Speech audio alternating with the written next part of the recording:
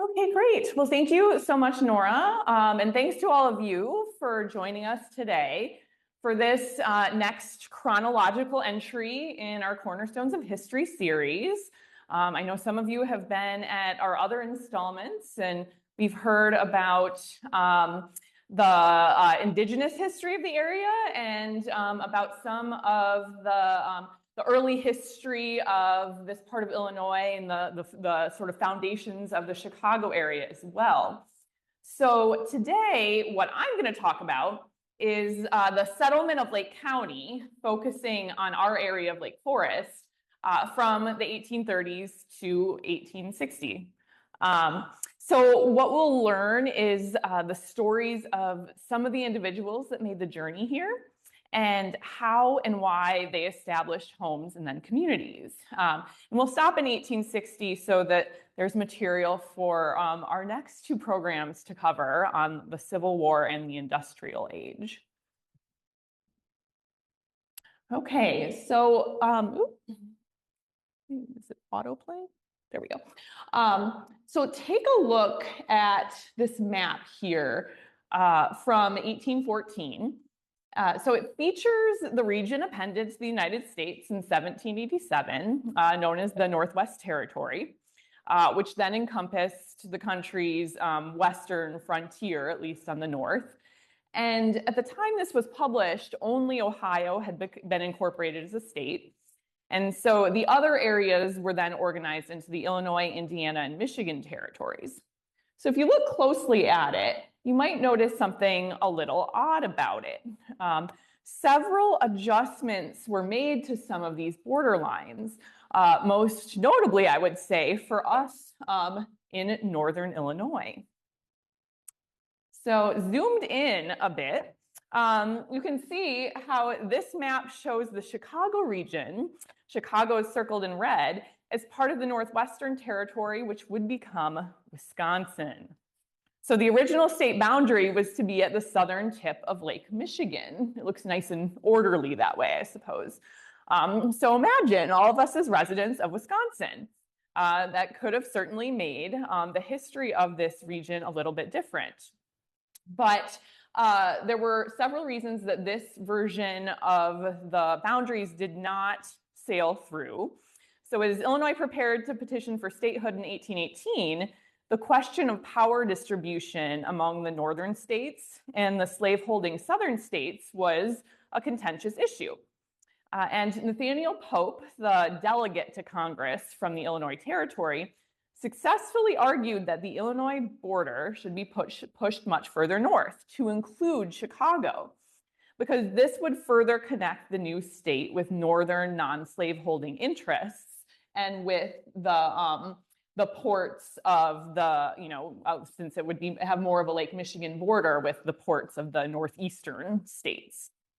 And so this was just before the Missouri Compromise of the 1820s. So this is really sort of what we have on the brain, is this balance between slaveholding and non-slaveholding states.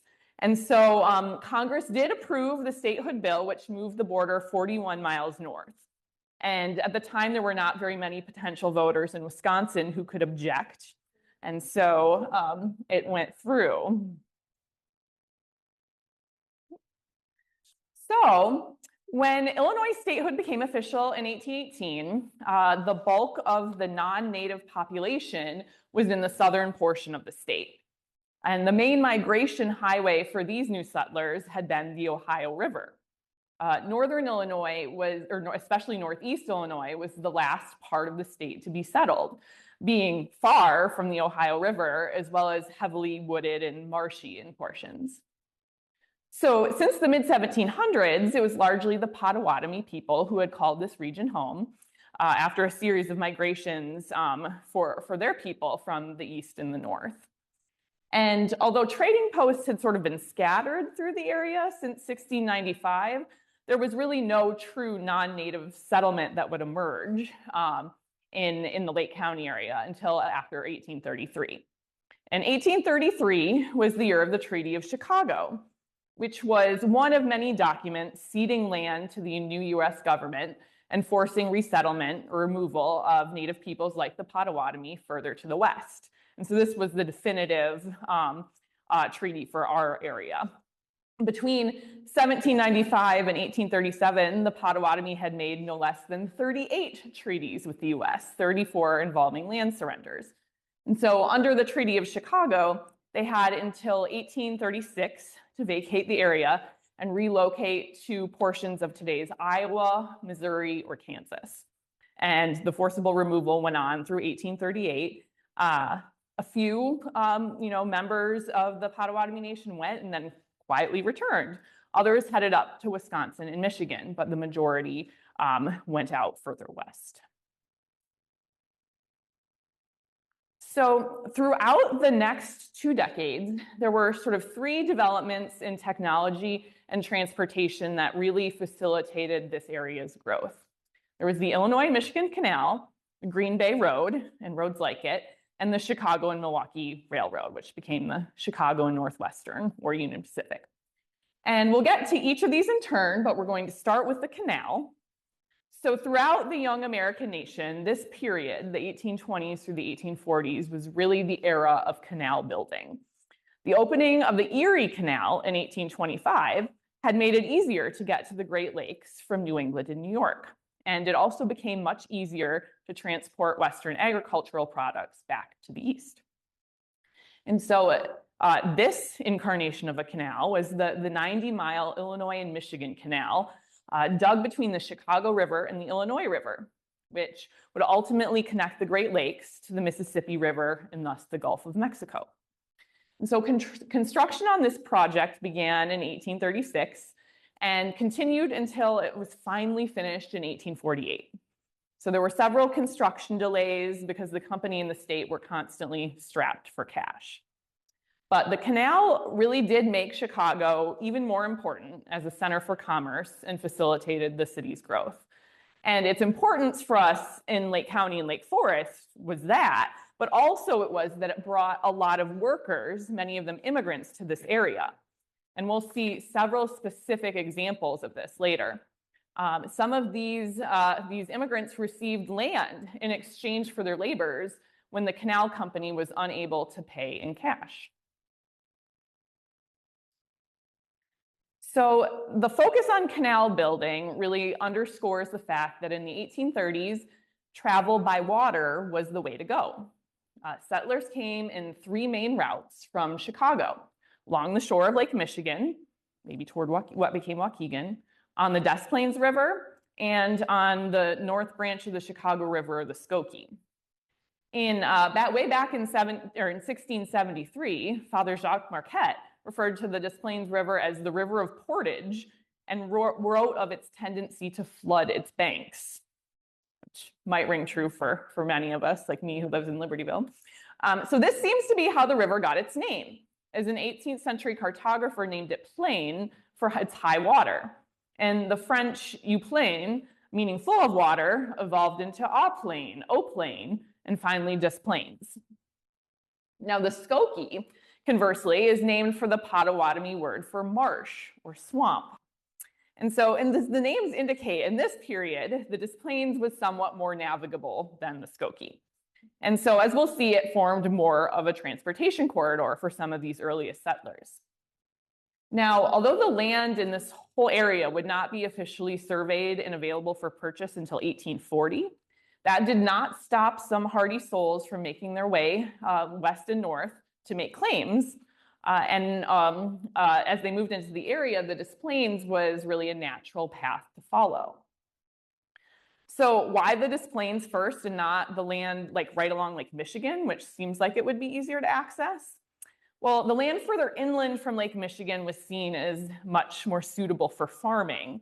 And much of the shoreline consisted of impenetrable forest, uneven terrain like ravines, high bluffs, and honestly, the shoreline was not seen as particularly a healthful area to live at that time. This is something that would change certainly over the succeeding decades. So another path, this one on land, had already begun to materialize alongside that river. So the map at the right here from 1829 shows a native trail, the arrow is pointing to it there, marked trace to Milwaukee and Green Bay. So settlers arriving in Chicago could follow this trail northwest up on the highland above the Des Plaines River. And this trail would be established as the Milwaukee Road, known today with a few minor changes as Milwaukee Avenue.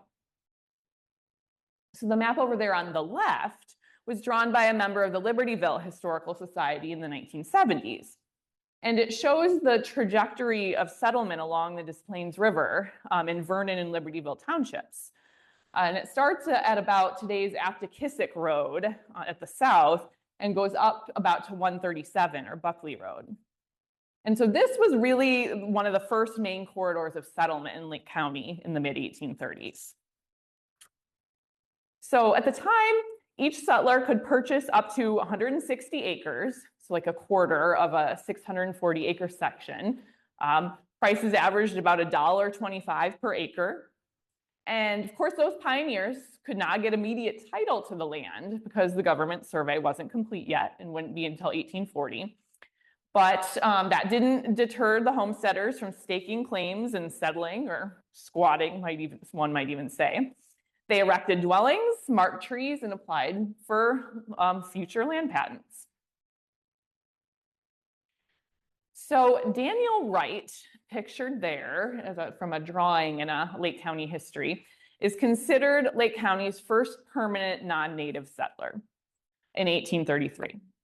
He was born in Vermont, was a farmer, a War of 1812 veteran. He had moved to Ohio in 1814 and started a family. And then in 1832, he began to explore land in Illinois.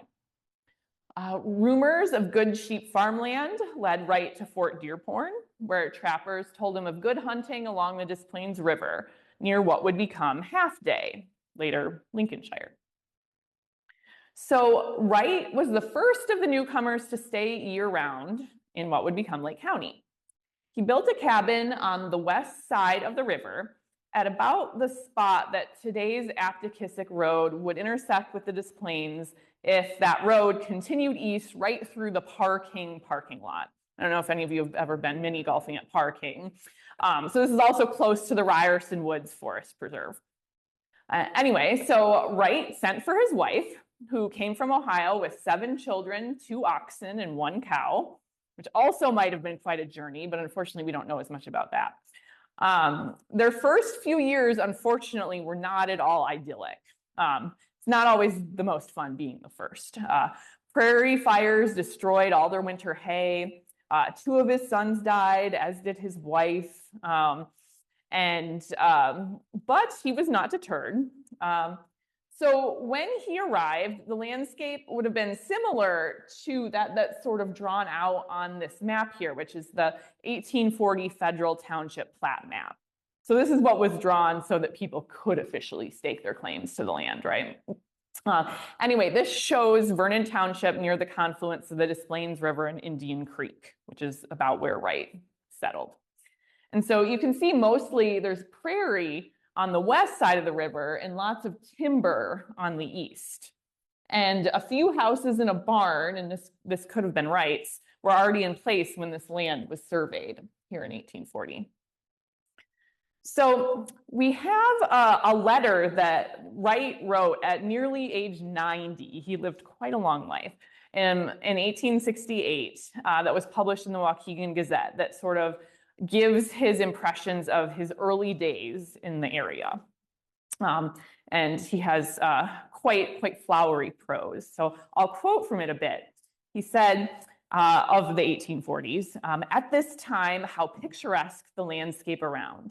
Not like the eastern grandeur of towering hills and winding valleys, but a boundless sea of nature's growth. And when summer put on her finest tints, the wide spreading prairies rolled their waves of blossom to the breeze, reminding the observer that this was nature's garden. Then summer doffed her pleasing robes, and the chill frost nipped the life of vegetation, till all was ready for combustion. Then came the crackling flames from prairie fires, right? You know, especially the thunderstorms would produce those. So then came the crackling flames, and woe be unto the house that had not a belt of plowed land around it. So this sounds like a lesson that he learned. Then came the winter, when the cheerless and dreary expanse was raked by piercing winds. So not much has changed there. There were then no roads, but an Indian trail, no neighbors to make a friendly call or to help in case of distress or want. This was the life of the pioneers who began settlement of these prairies, where lies in this teeming soil the greatest wealth of the United States. So Wright actually never purchased the land that he settled on, but his grandson, William Wigham, did.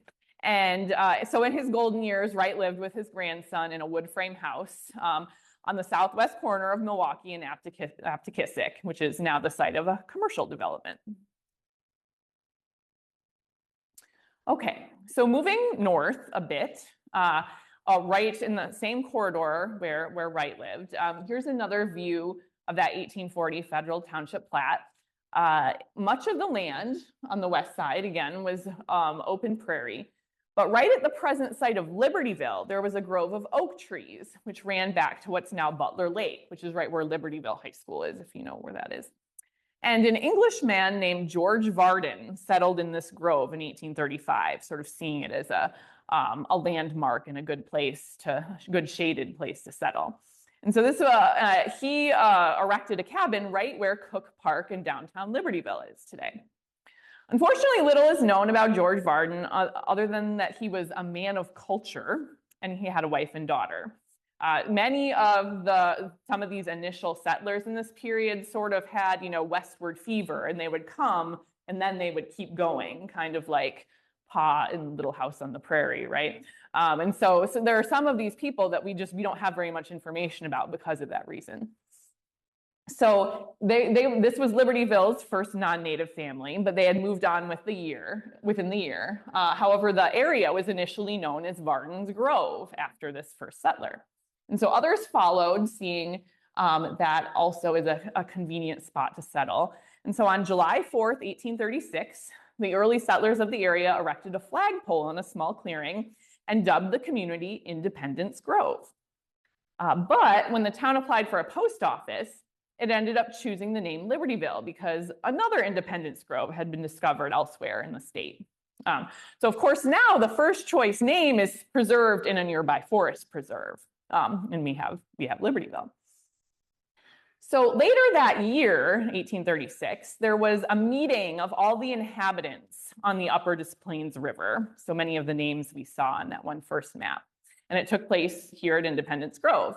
And these early settlers actually set up a compact amongst themselves to define their rights and security, since, as mentioned, the government hadn't officially opened the land up for settlement, and thus was really not of very much use to them in protecting their property rights. And so the compact mainly focused on keeping track of claims, so they had like a registrar, protecting claims against intruders, and preventing excessive speculation in the area and buying up lots of claims. So given the precedent of this sort of meeting, it made sense that when Lake County was established in 1839, it was sort of carved out from McHenry County, which included both at the time. Libertyville was chosen as the county seat. It seemed central, and at that point, it looked like the Milwaukee Road was going to be the primary route through the county. However, there was another claimant to the county seat crown, Little Fort, which was on the coast of Lake Michigan. And going way back, French maps show a trading post at Little Fort in the early 18th century, although there had been no permanent settlement maintained dating to that time. But the French had seen what people started to see in the 1830s as well, that the spot had good good prospects. It had a natural harbor, high and dry bluff land above, farmland to the west. And quickly, Little Fort started to fill the need for a market center that was less distant than Chicago, with access to Lake Michigan, which was still really the principal avenue for commercial trade. And this was a necessity to have this kind of market outlet, because in the 1840s, journey to Chicago with horses pulling a full load of material could take a few up to several days, depending on the weather and road conditions, which were bad. So Little Fort grew very quickly. Between 1844 and 1848, Over 1,800 steamboats and other lake craft arrived there, bringing salt, machinery, furniture, all sorts of supplies, and they would depart with the area's production of wheat, oats, barley, beans, and wool. There were a lot of sheep in the early days. And then to fuel the steamboats, over 3,000 cords of wood, because there was a lot of that here as well, left annually. And so when the town incorporated in 1849, the Little Fort name was dropped because it was thought the adjective little was discouraging to investment capital. And so chosen in its place was Waukegan, which meant trading post in a Potawatomi language, at least according to their memory of it. So in 1841, with the increasing population and potential for development along the lakefront, ended up creating demand among some county residents to relocate the county seat from Libertyville to Little Fort. So this is like the first countywide drama. They held a referendum in April of 1841, and Little Fort was selected by a margin of 188 votes. Now, Libertyville residents had sort of assumed victory. You know, they thought the status quo would be maintained. And they alleged shenanigans, given that there seemed to have been more votes cast than the number of potential voters residing in the county. So, yes, early Chicago politics going on here. So among the advocates for Little Fort was Dr. Richard Murphy, who was the area's elected representative to the Illinois General Assembly. So with his backing, it's not super surprising that Little Fort won. And Murphy lived along the Green Bay Road in what became Lake Bluff with his sister Mary Dwyer, who ran the Dwyer Tavern and stagecoach stop in what's now Lake Bluff. And of course, you know, having a tavern runner on your side is also good politics, right? So that could have helped too. So we talked about the Milwaukee Trail. Besides the Milwaukee Trail, there were other north-south roads through Lake County that began to offer more diverse settlement patterns for these pioneers. And the Green Bay Road had formed along a natural ridge created by glaciers many, many thousands of years ago. And it was a byway used by early peoples and Native Americans. Then, following the Black Hawk War in 1832, it was improved as a military road to link Fort Dearborn in Chicago with Fort Howard in Green Bay, Wisconsin. The next year, it was surveyed, stakes were driven, trees blazed along the line. It was somewhat improved up to Milwaukee by 1834. They laid rough log bridges over unfordable creeks and streams and cut out the trees to the width of 2 rods, which was about 33 feet. So what you see here is a photo postcard that shows Green Bay Road through Lake Forest nearly 8 decades later. So many other improvements since then. So stagecoaches started along Green Bay Road in 1836 after Congress passed the Postal Route Act so that there would be, you know, improved mail service to the area. And at the time, it cost about 6 cents to mail a half-ounce letter up to 30 miles. The further the distance, the more it cost, to a maximum of a quarter for 400 plus miles, since, you know, distance was really the key at this point. Between 1836 and 1855, these stagecoaches were really the primary source of mail and communication and of quick transportation for incoming settlers or those who just needed a journey to and from town. So Concord coaches with a rack behind them and 4 horses could carry up to 800 pounds of express or mail sacks in the racks at the rear.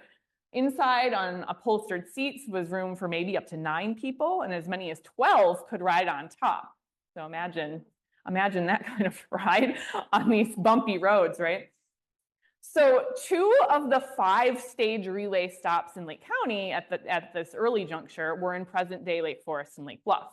So one was that previously mentioned Dwyer Tavern, which was operated by Irish immigrants William and Mary Dwyer. Now is located at about the site of Lake Bluff Elementary School today. And then the other was known for a time as the Centerville Inn, and it was operated by Michael and Ellen Delanty, who had a farm just north of present-day on Wentzia Road on Green Bay, near the sort of township line there. And then further south, there was the Green Bay Tavern, which was just south of Highwood today. And by 1850, the Waukegan Gazette reported that 5 to 6 stagecoaches passed daily through Waukegan, full inside and out. And this was, again, a main source of transportation in that period that would be quickly reduced just within 10 years, which we will see. So roads were very important to the settlers, who were constantly upgrading former native trails, blazing new ones. But of course, the manpower to do it was still pretty scarce. And one of the first laws in the area said that all registered voters had to work on roads for up to 8 days annually, or pay another 75 cents in their place. So you're putting your money where your mouth is. You don't really have the right to complain about the road since you're helping, right? Or you do have the right, I suppose. So it's not surprising that early town ordinances frequently addressed road maintenance. One ordinance stated that there should be a $5 penalty, this is a little bit later, to plow or score plows in the highway to the injury of the road. So they did not want to make like deep ruts, right? So an alternative route in between the Green Bay Road and that main thoroughfare of the Milwaukee Road up the Des Plaines Valley was the one originally known as the North Branch Road for its location near the North Branch of the Chicago River. And it gave settlers along the eastern slope of the Des Plaines Valley an outlet to Chicago. And soon, though, pioneers in our area started referring to it as the Corduroy Road, because tree trunks resembling ridges of corduroy were used to elevate the road surface, a little bit like that, where it crossed the North Branch of the river and in other places. So the picture you see at the lower left there is that corduroy bridge in 1918, long after its log days, but that's where it was located. So that bridge crossed the river just south of present-day Route 60, kind of near Lake Forest High School West Campus. Later, after 1848, the road was renamed Telegraph Road, when the first telegraph line between Chicago and Milwaukee was constructed right alongside it, kind of like the image on the lower right there. We now know it as Waukegan Road, although an offshoot through Lake Forest is still called Telegraph. So there are two maps here. They're very small and detailed, but you can kind of get sort of a sense from looking at them. So there's that federal township plat from 1840, and then the first comprehensive map drawn of Lake County in 1861. And these are both sections of it that show the development of the region where Lake Forest is today over those 2 decades of pioneer settlement between 1840 and 1860. Of course, the 1861 map on the right also shows the brand new town plat of Lake Forest on the east, and so we'll get to that later. But first, we'll talk about the area to the west, which was settled first. And so in the 1840 census, just to give you a sense of where we are from a population standpoint, the population of Lake County was about 2,600 people. In 1850, about 14,000. In 1860, 18,000. So by between 1850 and 1860, a lot of the good claims and land had been taken. So that's why you don't see quite as much of a jump. But we hadn't started forming large towns yet. So many of these new inhabitants came from other countries like Ireland or Scotland or Germany. Others came from eastern states. Some have been originally drawn to Illinois to work on that I&M canal. Traveling to this area from Chicago, pioneers found that broad prairie to the west of us much more hospitable for settlement and farming than the densely forested ravine-crossed terrain along the lake, today's East Lake Forest. So most chose to make their homesteads in what's now West Lake Forest using existing roads and trails, Waukegan and Green Bay. And that left East Lake Forest largely undeveloped for over 20 years. Although there were landowners, there weren't really big farms, and it didn't form into a big settlement. So on the maps, you can see the shaded enclosures in the 1840 map, and then the little rectangular dots on that 1860 map, which represent homes, improved fields, that sort of thing. So West Lake Forest early residents faced considerable challenges in establishing their homesteads and farms. The prairie sod, although fertile, you know, once you sort of got it going, was very tough. Required multiple teams of oxen to plow so that wheat or flaxseed or oats or corn could be planted. Later, farmers raised sheep and stock, and some, like the Conway family, eventually turned to dairying. Wood was chopped and used for nearly everything: housing, fuel, marking off property, penning in animals, and to sell at market. This was one of the main sort of early products. So they were isolated over a day's journey from town, generally usually more than a mile or from the nearest neighbor, at least at first. And so settlers endured hazards of the new terrain. In the early days, really very few had horses. So trips to Chicago or Little Fort for supplies were often made on foot. A big snow, and in all the histories, they all talk about the winter of 1842. So that must have been a particularly frozen one. But a big snow could cut the pioneers off entirely. Wolves presented a threat this time to both sheep and citizens. Early settler John Doyle's children recalled a pack surrounding their cabin one scary night, climbing the snowbanks and almost entering their cabin through the windows. So that sounds terrifying.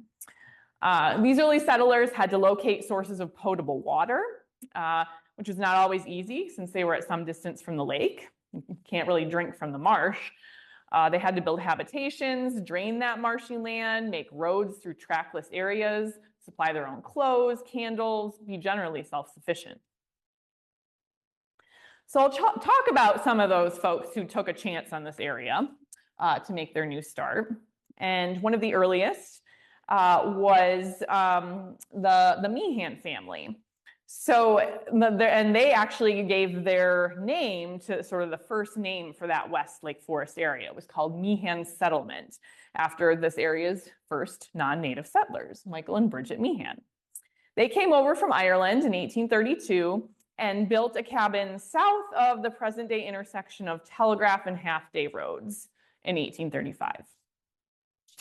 And as the first in the area, their home was a landmark and a way station.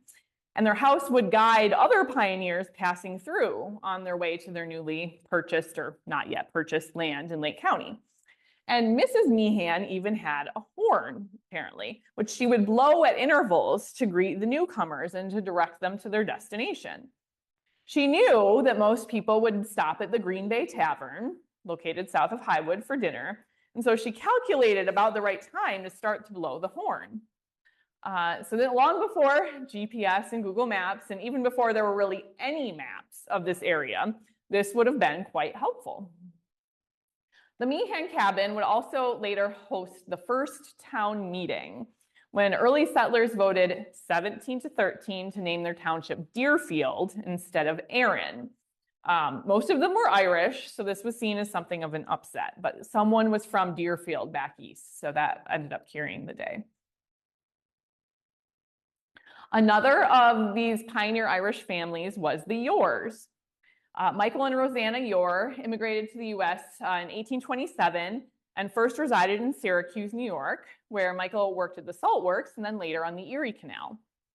And the Yores were encouraged to try the frontier north of Chicago by other Irish immigrants, family connections from back home. So Michael, Rosanna, and their 12 children settled on a 160-acre farm along the Corduroy Road in Deerfield Township in the early 1840s. And Michael Yore quickly became a leader of the fledgling community, and his home served as a gathering place. Their cabin was located west of the Corduroy Road near where St. Patrick's Cemetery is today. And they often hosted travelers for the night because at 2 rooms, it was double the size of most other local homes. They did have 12 children, but I think they all bunked together, maybe went out to the stable or something. On Sundays, because the church was right next door, the Yores would entertain both the itinerant priests and churchgoers, some of whom came from miles away. So Patrick Melody, the Melody family is another of the Irish immigrant families, first came to work on the I&M Canal at the urging of his brother James, who was already here, and then to settle up in Lake County. And James built his home on the Telegraph or Corduroy Road in Deerfield, just just north of the Yours, a little bit north of the Yours. And Patrick took quarter sections of land north of his brother. And so he ended up with property, which you can see in multiple townships from that map. The Melody names are circled there. So his cabin was just south of the Skokie, and he had that corduroy bridge that we saw on his land.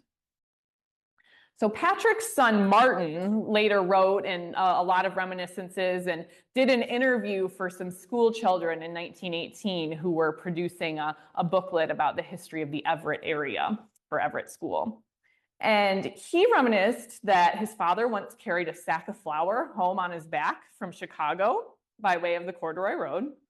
Martin also recalled that in those early days, it was really an unbroken forest from the Skokie to the lake, all the way from what's now Highland Park to North Chicago.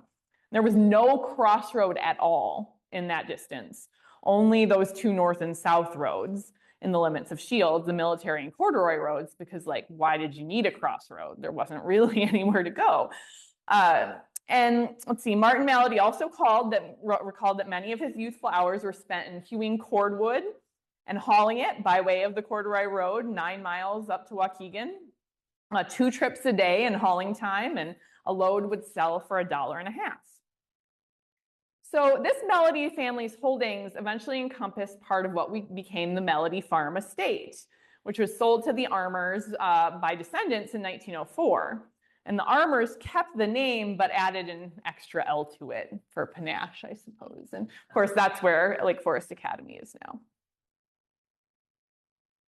Also living right along the Corduroy Road were members of the Steele family. William Steele settled in this area with his sons in 1838. Originally from Scotland, the family was another that came to Chicago to work on the Illinois and Michigan Canal. And William's sons, Matthew, Andrew, and James Steele, bought large tracts of Westlake Forest over the years to farm. Their holdings stretched from Route 60 to Route 176 and Lake Bluff along our Waukegan Road, including the present day sites of the Middle Fork Savannah, Ellowa Farm, Lake Forest Place, the hospital, Christ Church, etc. Now, Matthew and James Steele were among the many young men in the area who, I think by 1849, they were they had been farming for a little while. And they were among those, there was a whole group of them that ventured to California for the gold rush. Upon returning a few years later, having not struck it rich, unfortunately, the Steeles began a sawmill along Lake Michigan at Port Clinton, now part of Highland Park. And so for many decades, Matthew would provide Chicago with lumber via Lake Michigan barges down from Port Clinton. So as more of these families, like the Steeles, Yours, Mehans, etc., began to move here and build cabins and farms, they began to organize into a community. So St. Patrick Catholic Church was the first church in the area, among the earliest in all of Lake County and in the Chicago Archdiocese as well. And from the beginning, it's proved sort of an organizing force for the people of Westlake Forest. So one of the things we have here is a drawing that was done based on recollections of the early church by pioneer resident Patrick Doyle in 1897, so much later, but it shows that very first wood frame church building from the 1840s.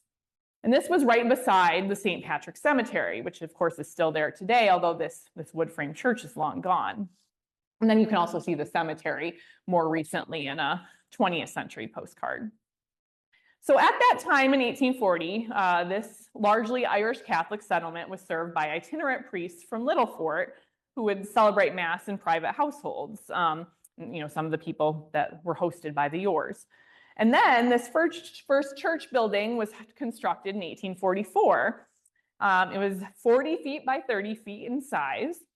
And initially it was actually called St. Michael's, possibly to honor the patron saint of contributor Michael Yore. I don't know. Also among the first members and supporters of the new church building were the families of Michael Meehan, so another Michael, Patrick Dawson, Lawrence Fagan, John Doyle, John Conway, etc.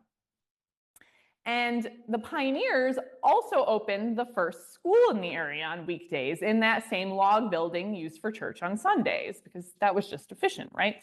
And the drawing also shows students in the schoolyard, you can see them at the bottom there, and a schoolmaster running out to bring them in for lessons way up in the corner. So students would sit up in the choir loft if they couldn't find space on the benches. And of course, the artist Patrick Doyle had been one of those students. A few years later, in 1849, the local parish was officially founded. And at that point, Bishop James Vandevelde visited, and he found that this 5-year-old log church was already much too small for the membership. And so he urged to start planning for a new building. And they chose a new site further north, near what was a newly established post office for the settlement as well. And the new site was the northeast corner of what's now Waukegan and Route 60.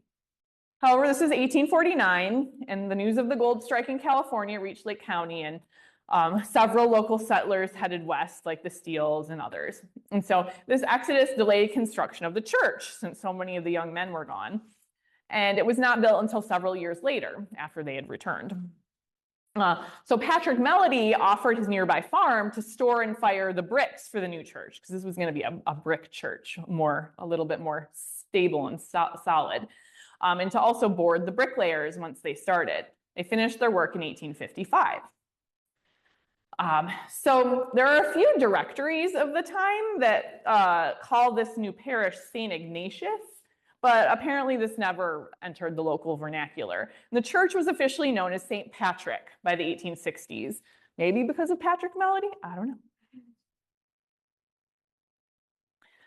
So those settlers had laid claim to those land tracts in what became Westlake Forest first. The land along Green Bay Road and stretching east toward the lake was bought up too, though no community formed like the Meehan settlement.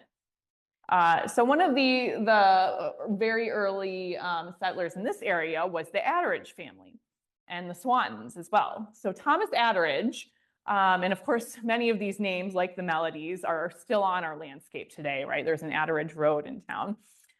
So Thomas Atteridge came to the US from Ireland in 1837, also worked on the Illinois and Michigan Canal before coming north and building a log cabin along the Green Bay Road.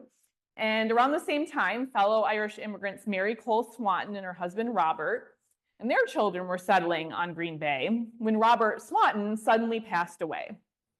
Now, there were not very many people around. Thomas Atteridge was single. Mary Cole Swanton had a lot of children. They lived right near each other. It wasn't like too much of a stretch to imagine that they might get married, and they did. And it united the land tracts of these two early families as well. And their wedding marked only the 9th marriage license granted in the brand new county of Lake. So by 1850, Thomas Atteridge became the Shields Township supervisor. And the holdings of the expanded Atteridge-Cole-Swanton family stretched from present-day Laurel on the north to Deer Path on the south, and from about Route 41 on the west past McKinley on the east. So they owned a very large portion of what became our town. Atteridge's son, William, who's pictured, would in 1852 be part of the first graduating class of Lake Forest Academy, which we'll hear a bit about shortly. So the year 1848 is seen as a transformative one in Chicago history. I think at one point the Newberry Library even had an exhibit that was called 1848. It's so definitive. So at that time, there was political unrest in Germany, and then the potato famine ongoing in Ireland were triggering waves of immigration. And that year, Cyrus McCormick relocated his reaper manufacturing business from Virginia to Chicago. That new telegraph line that we talked about connected Chicago and Milwaukee that year. The Illinois and Michigan Canal was completed, placing Chicago at the fulcrum of a major water transportation corridor. However, it was also the year that marked the beginning of something that would make the canal, if not obsolete, at least less essential. And that's in 1848, the first railroad tracks out of Chicago. The Galena and Chicago Union Line were laid. And so, of course, many more rail lines were to follow very quickly, with Chicago becoming the railroad capital of the United States. In 1851, the state granted a charter to a company for constructing a railroad from Chicago to the state line in the direction of Milwaukee by way of Waukegan. And this company was then known as the Chicago and Milwaukee Railroad. They commenced work building that rail line in 1853.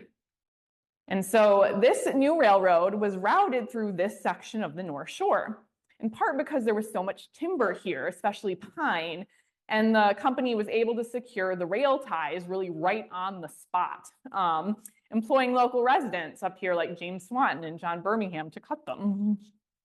And so these tracks were finally completed to Milwaukee in 1854. This became one of the lines later of the Chicago and Northwestern Railway, of course, not the Union Pacific North. So in 1855, the first train ran through Lake County from Chicago.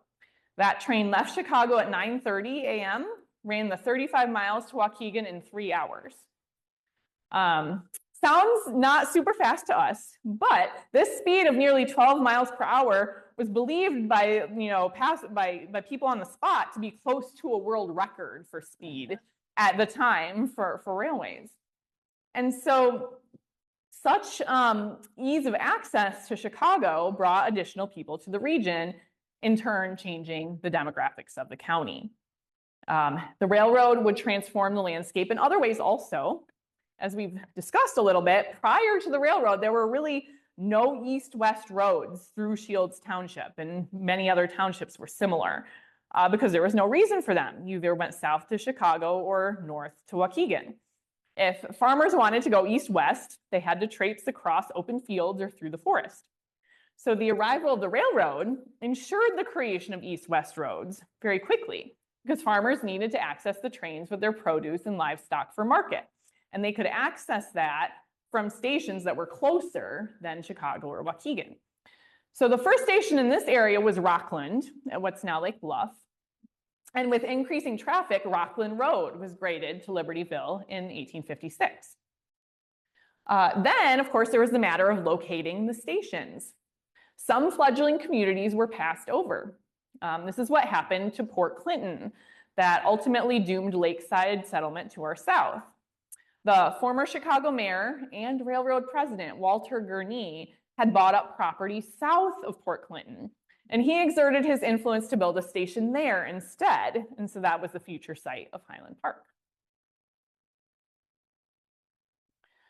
So the new train line cut the journey up to this area from Chicago from over a day's ride in a horse and carriage to just about 2 hours to get here rather than Waukegan.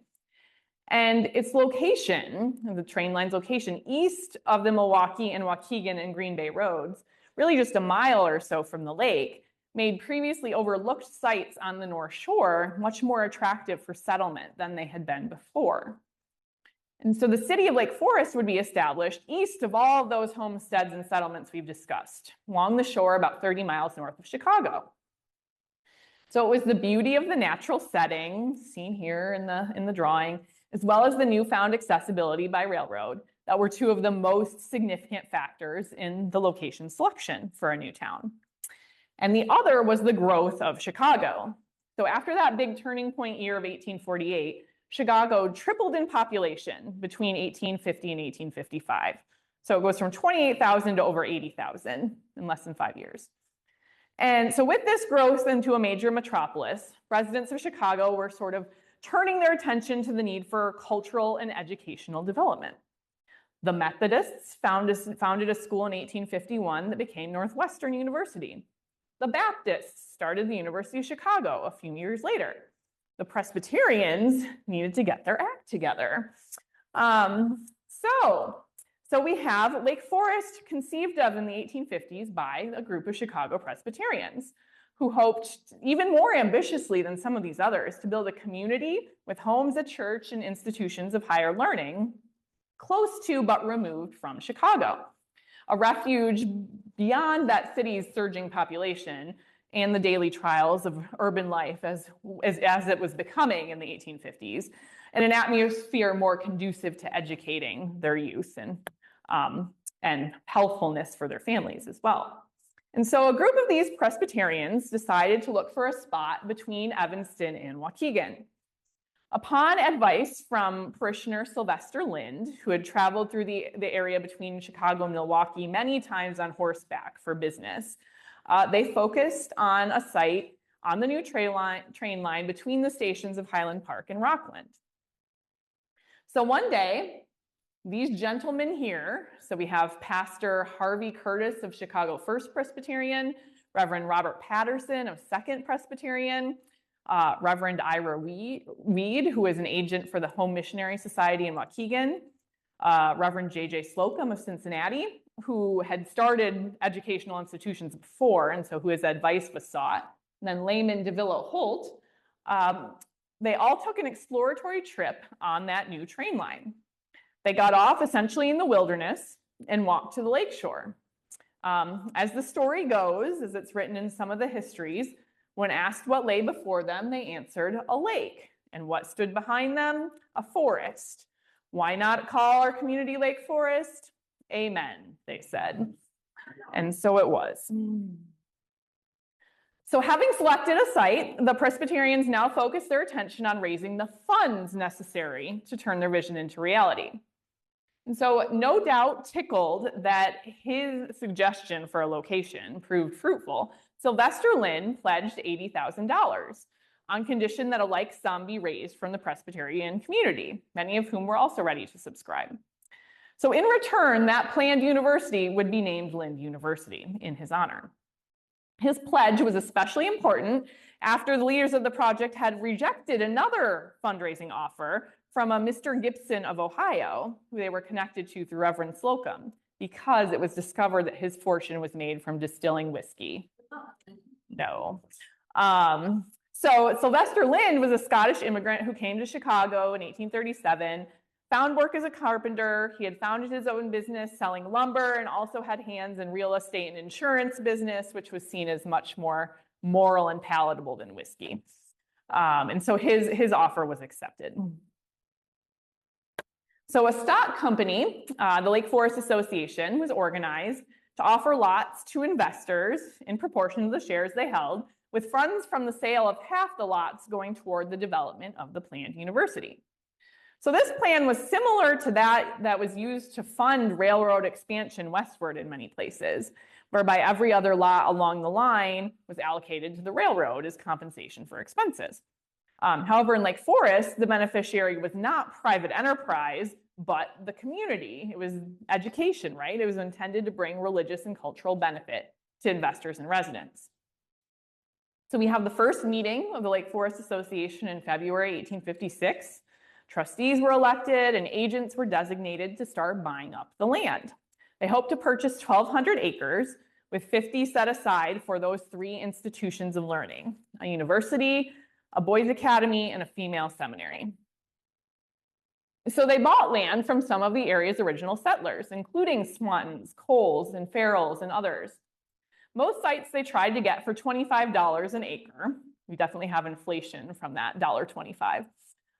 But some savvy landowners raised prices up to $100 an acre once it became known that the association were purchasing the whole area. And then others insisted on selling land west of the tracks along with their land to the east. So the association ended up, I think, in total with 2,000 acres. So here you can see two different views of the town plan for the new city of Lake Forest. The one on the left is from an 1869 promotional piece, and this other one is sort of a zoomed in cross-section from that 1861 Lake County map. Now, most new towns are planned out in grids, right, with city blocks and crisscrossing streets, but not Lake Forest, which became something truly innovative. And the Lake Forest Association hired a landscape architect named Almer Hotchkiss to plat the town. Most of his experience was in making winding rustic cemeteries. His town plan for Lake Forest is curvilinear and park-like, embracing the place's ravines or traversing them, and the unique terrain. And in addition to creating a more natural feel, this also facilitated privacy. You can see from the map that there's really only one entrance to the community, centered at the train station. So Lake Forest thus became the first large-scale garden suburb to be designed and executed anywhere in the United States. The picturesque street plan drew inspiration from some new attitudes, new cultural attitudes toward the natural environment, seeing it more as healthful, relaxing, invigorating, inspiring, as opposed to the opposite, I suppose, which were embodied in the Romantic movement sweeping through art and literature and other things at that period in the mid-1800s. So Hotchkiss made Deer Path into his principal street, which connected the town on an east-west axis with Green Bay Road and Waukegan Road.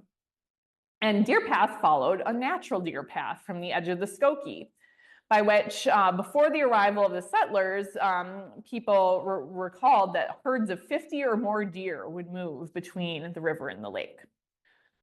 The residential lots that Hotchkiss created were 3 to 5 acres in size, and they're centered around the academy and university and Presbyterian church, with the commercial district way over there in the corner, almost outside of the plan altogether at the town's western border. So commerce was not seen as really a necessity for the town. That was something relegated to Chicago or other places. Besides the Lake Forest Hotel, with wooded sites and a nearby beach, there was definitely a recreational aspect to Lake Forest from the beginning. So this is the Lake Forest Hotel, the town's first public building, located right across the street from us in what's today Triangle Park. It was designed to cater to summer visits as well as prospective new residents who were checking out the new city. Families waiting for the completion of their homes could board there temporarily. In the first years of the community, the hotel served as sort of a catch-all. The first town council meetings were held there. The first students at Lake Forest Academy attended class there before their building was complete, with Principal Samuel Miller apparently teaching from his perch atop a nail keg rather than a desk. So education, of course, was central to Lake Forest from the beginning. The charter for Lind University was received in 1857, described the projected institutions as, quote, schools of every description and grade, together with a college and seminaries or departments devoted to instruction in theology, law, medicine, general or particular sciences, and literature or the arts. This is a very ambitious vision. Classes began at Lake Forest Academy for boys in 1857, and the building was finished a couple years later. And then shortly thereafter at Dickinson Seminary, which is up there on the right, which was a female seminary that was succeeded in 1869 by Ferry Hall, but this was the first one. However, unlike those two schools, the collegiate department of Lind University took longer to materialize, and this was in part due to financial challenges. Unfortunately, before Sylvester Lind could fulfill his $80,000 pledge, he lost most of his fortune in the Panic of 1857. Though he remained a major advocate for the school, he could not fund it, and the name would be changed to Lake Forest University a few years later because of this.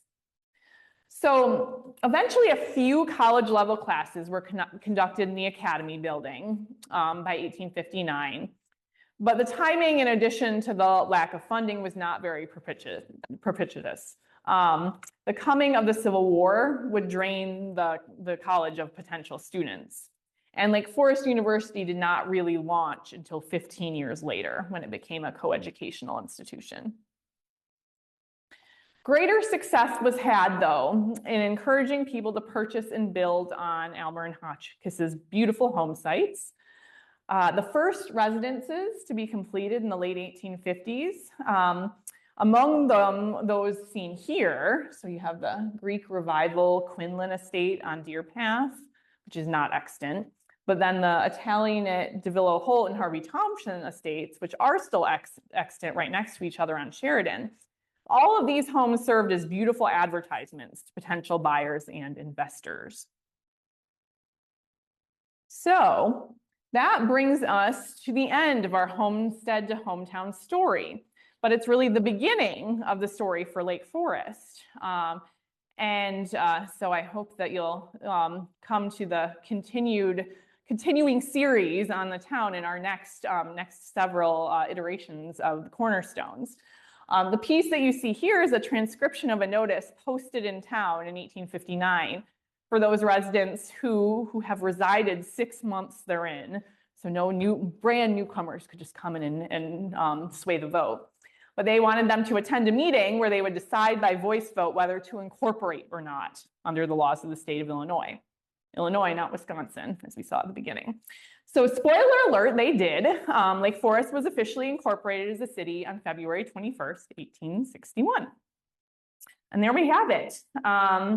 I am happy also to take some questions, or I know that there are many other sites and settlers in the area that we could have touched on but did not for the sake of time, but I'm happy to hear about those as well. So thank you very much for joining me.